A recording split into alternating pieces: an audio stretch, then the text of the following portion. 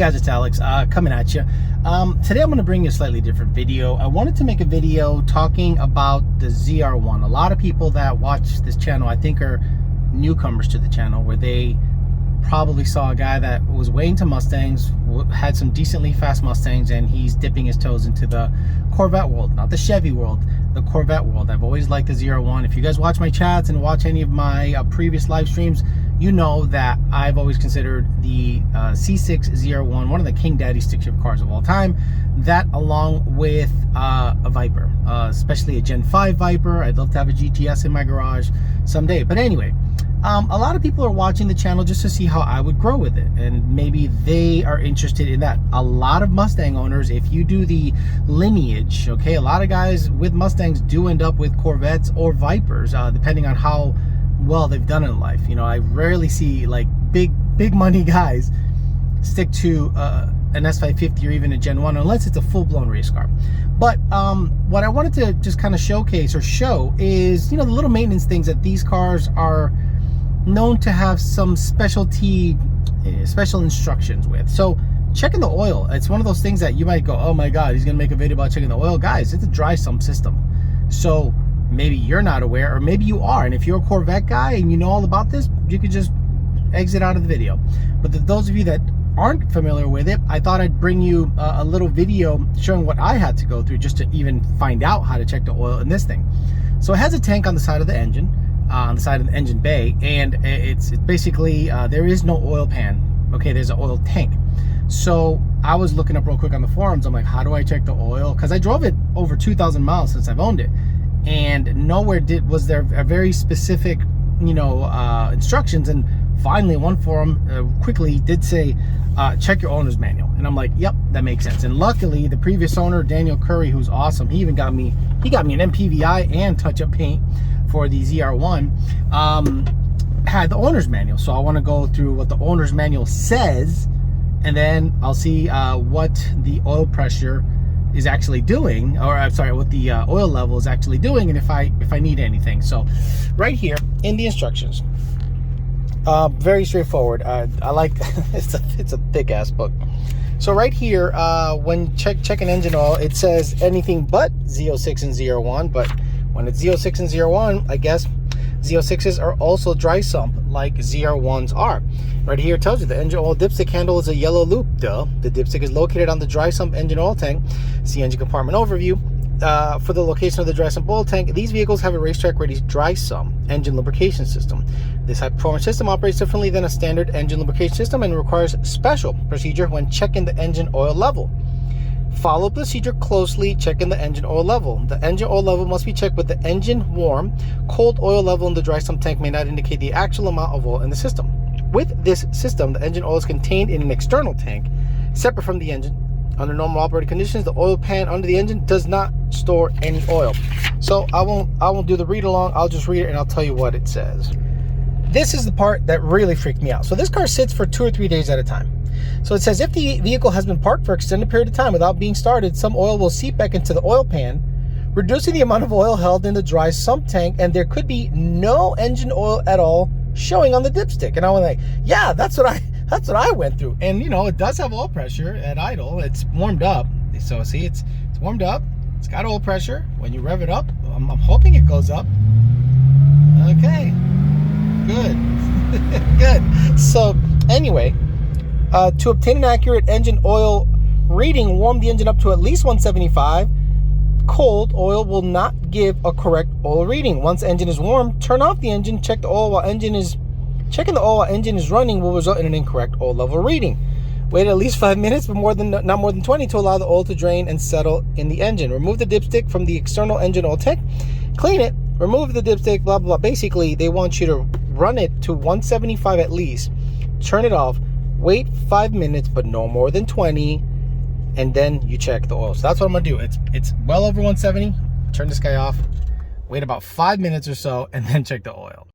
Okay, so here it is. I guess this is the tank for those Mustang guys that don't know, but this is the tank that contains the oil. It's the capacity is supposedly 10.5 quarts.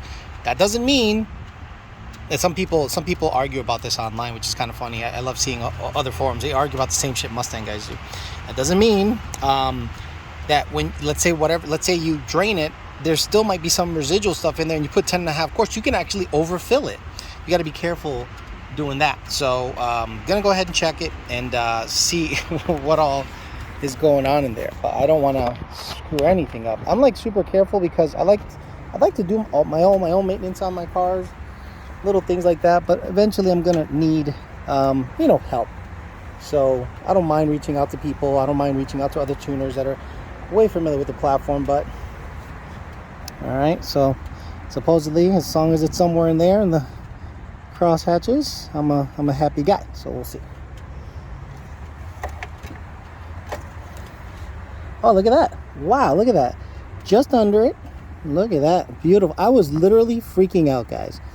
So it's just about a 1/4 inch under. So according to everything I read, that's ideal. Obviously, you guys might think differently, but maybe if you're a Corvette guy, a Z06 guy, Z01 guy, you can reassure me that that's correct. Yeah, right there. It's pretty much about, 1/4 inch from the top of the cross hatches. So yeah, I kind of did almost freaked out. Then I thought to myself, what would I tell my customers to do if they didn't know? And luckily I followed my own advice. I was able to check it. So luckily that seems to be okay. It also has like an oil life gauge, I think, if I'm not mistaken. So that's going to be interesting. The nice thing I like to do while I'm in here is really take a look at what might be required if headers got to get done on this thing. It is hot as hell because this thing runs stupid hot. I'm not saying, temperature wise, but yeah, temperature wise, but when you take this thing out for a drive and you park it in the garage, it is ridiculously hot. Also, Rami told me to look out by the radiator to check that if a lot of stuff gets accumulated right by the radiator. He's like, a lot of junk gets stuffed up in there, and you got to be careful because this thing just loves to suck up a bunch of crap. Also, another thing, another member said, Alex, check the filter. Make sure it's not some dumbass K&N in there. So let me go check that, because Daniel was also nice enough to give me a replacement air filter. From what I can tell, you got to undo it here because I don't see anything that's holding anything down anywhere except these little locating pins and this little thing that goes around the hoses. So I'm thinking this guy has to get loose, undo the MAP sensor, and check the filter out. The replacement filter is this guy. So we got to see what's in there, how clogged it is. But oh Jesus, here's an AC Delco part number. See what I mean, we're Mustang guys, so when we see this, we're gonna be like, what the f So this looks okay. What in the flying dicks is this? Let's see what the one that's in it right now looks like. Okay, you would think that's it. Okay. Okay. Okay. That's it? Okay. Oh, no, there's something else holding on down there. What is this? What's this flap? God, Chevy guys, what is this? Oh, what the hell? This sucker looks brand new. What's the difference? Oh, this one looks aftermarket. This one looks aftermarket to me, or maybe not. Oh, let's take it out. Great, you got to break out the Torx. You like my extension? You got to break out the Torx to undo the filter. Oh my lord. Oh my lord, Alex, you need all the extensions. I should get like 50 extensions for the video's sake. All right, let me get this out of here. Okay, I don't know what this is. So maybe this is the aftermarket one. So look at what came in this, guys. It looks like a roll of toilet paper, like legit. And I mean, I don't know. It doesn't look like it flows all that well, but Daniel did warn me. He goes, if you want to install a higher flowing filter, so this is more like a K&N style thing, I guess, because this, maybe you guys are, obviously you guys are way more familiar with this stuff, but what in the fuck is this?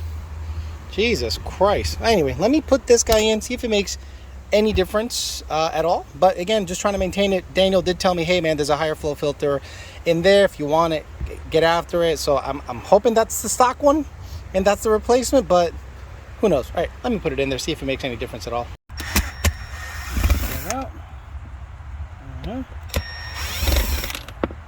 Put these guys in here. I mean, I wonder if PMAS makes anything for the ZR1. I haven't seen any. I haven't seen anything on their website or anything. So I wonder if they do make it. But I know Kong makes it. A couple other places make the stuff. So whoa.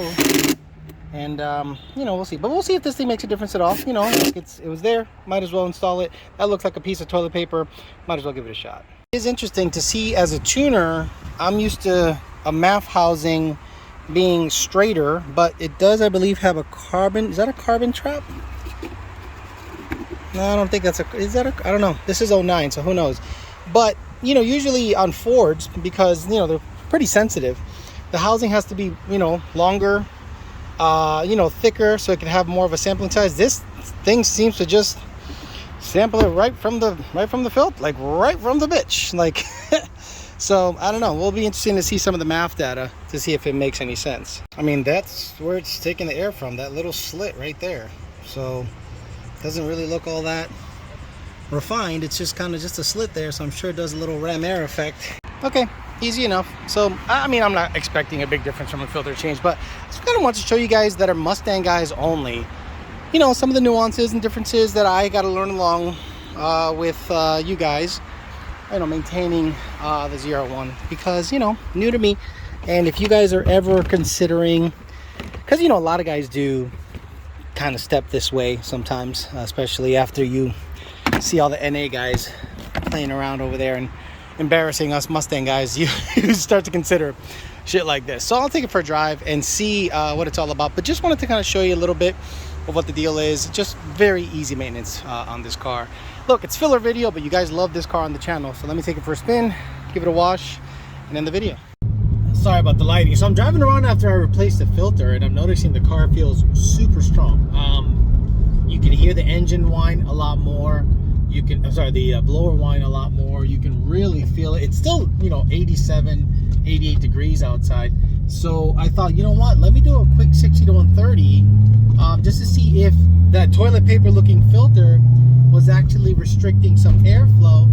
So I'm out here. I have to drive a little bit to get to the spot in Mexico. I'll do a 60 to 130. I'm not going to data log it. I'm just going to do a 60 to 130. 8.4 is the quickest it's gone. So we'll see if we can better an 8.4 after replacing the air filter. All right, let's see if we can improve the 60 to 130 with a new filter.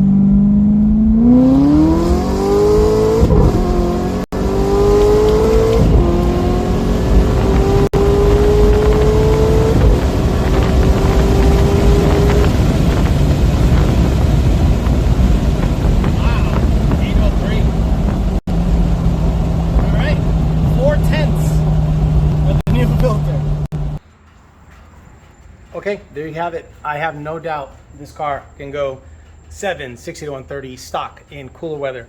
84 degrees today, still on the warm side, so it's no slouch. Apparently, that big, massive filter that looked like a piece of toilet paper stuffed into the cold air was restricting it big time. So after I installed the one that Daniel gave me that was in the trunk that he said was a higher flowing unit, like I had no idea. So I thought, you know, let me just take a look. Let me check the oil before I make any more runs. Let me check the filter. Then I saw that and I went, oh, fuck no. We're going to have to replace that. And look at that. 0.4 improvement. 60 to 130. 8.0. It went 7.9, but I didn't get a recording. And then the next run was 8.0. So I'm going to wait till cooler weather comes around. In the 70s or high 60s, it's going to take about a month or two to have that happen and see if I can get it way into the 7 stock. Then we'll start modifying it and get it way into the 6s, 5s, maybe into the 4s if it makes big boy power one day, but not for a very long time. All right, guys, thanks for listening. Talk to you later.